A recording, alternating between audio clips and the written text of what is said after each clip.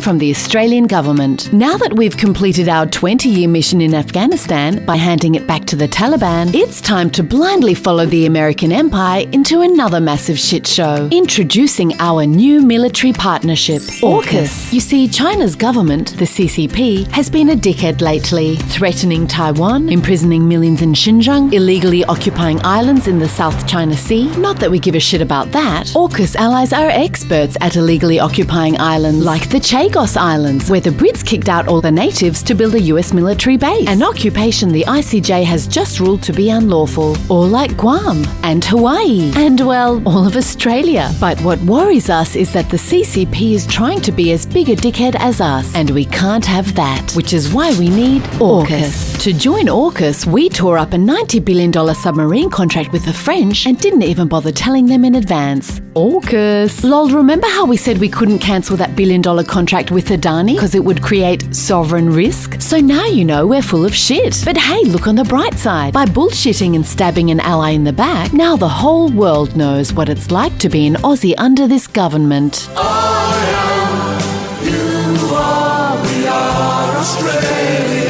Of course, our real sovereign risk is this guy. Cause without consulting Parliament, Scotty from Announcements decided to buy nuclear-powered subs from the US. And since we can't fuel, maintain or deploy nuclear subs, that means he's chained our long-term defense policy to the US. You know, the country that's on the brink of civil war, where the current leader can't remember our one's name and the previous one still doesn't accept the outcome of the last election. Cool and normal, pal. Another perk of us having nuclear subs is that Australia will be a potential target for nuclear strikes. It also makes everyone less safe by weakening nuclear non-proliferation standards. But the best part of Aukus is that we have no idea how much it'll fucking cost. Low estimates start at $100 billion. In a country that can't seem to afford $80 a day to lift people out of poverty, or fund the NDIS, or housing affordability and mental health. Which is why the biggest fuck you of this deal isn't to France or China, but to every one of you. Fuck yous.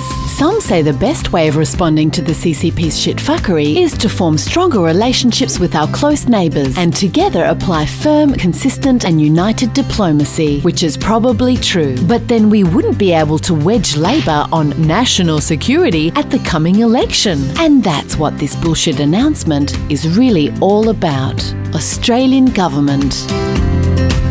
Authorised by the Department for Announcements and Photo Opportunities.